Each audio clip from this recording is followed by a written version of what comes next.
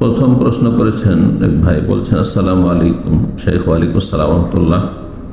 আজকে স্বাধীনতায় অনেক মুসলিমকে দেখছি তারা ভারত মাতা কি জয় বলছেন, এটা কি বলা যাবে? ভারত মাতা কি জয় এ কথা বললে তাদের উদ্দেশ্য কি? যদি উদ্দেশ্য থাকে দেবদেবী, যে ভারত একটা দেবী বা দেবতা আর তার জয়, তাহলে জায়েজ না এটি। কিন্তু আরেকটি অর্থ হচ্ছে ভারত মাতৃভূমি, আর সেই দেশের নাগরিক কোনো ব্যক্তি সে বলছে যে আমার মাতৃভূমি বিজয়ী হোক, হ্যাঁ ভারত মাতৃভূমির জয়। যদি এই অর্থে বলে থাকি, এই নিয়তে, তাহলে শরীয়তে বলা যেতে পারে। বিশেষ করে বর্তমান পরিস্থিতিতে মুসলিমরা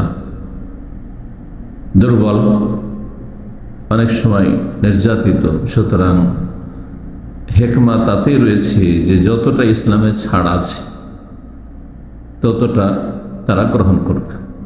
এই ক্ষেত্রে মনে রাখবেন একটি কায়দা, নীতিমালা, যে কোনো একটি অলঙ্কারপূর্ণ ভাষার যদি একাধিক অর্থ থাকে, কোনো অর্থে জায়েজ নয়, কোনো অর্থে জায়েজ, এই ক্ষেত্রে সেই ব্যক্তি যদি নিয়ত করে যে আমি এই অর্থ বলেছি, যে অর্থটি জায়েজ বৈধ, তাহলে জায়েজ তার জন্য।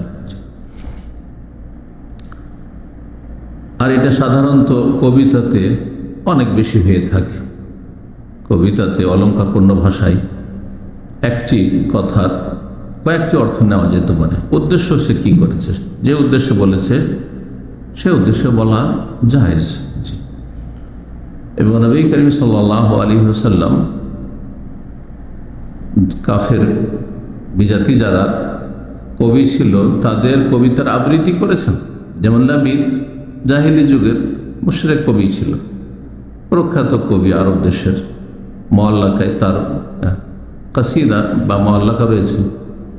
তো তাতে রয়েছে আলা কুল্লু শাইইন মা খালাল্লাহ বাতিলু, মনে রেখো যে আল্লাহ ছাড়া যা কিছু পৃথিবীতে আছে সব কিছু হচ্ছে বাতিল, মানে ধ্বংসশীল, শেষ হয়ে যাবে, এতটুকু বলেছেন।